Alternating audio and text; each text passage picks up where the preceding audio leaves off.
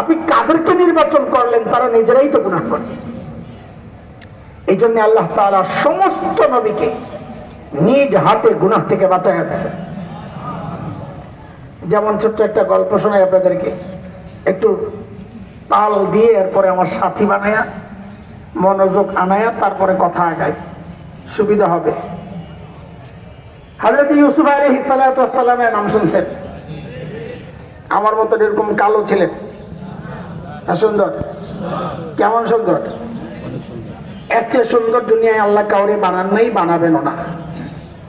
তবে আমাদের নবী ছাড়া, আমাদের নবীর হিসাব আলাদা, ওইটা তুলনা ছাড়া।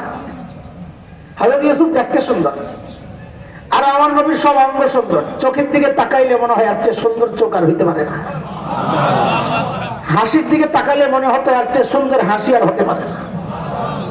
এই হচ্ছে আমার নবীর সৌন্দর্য।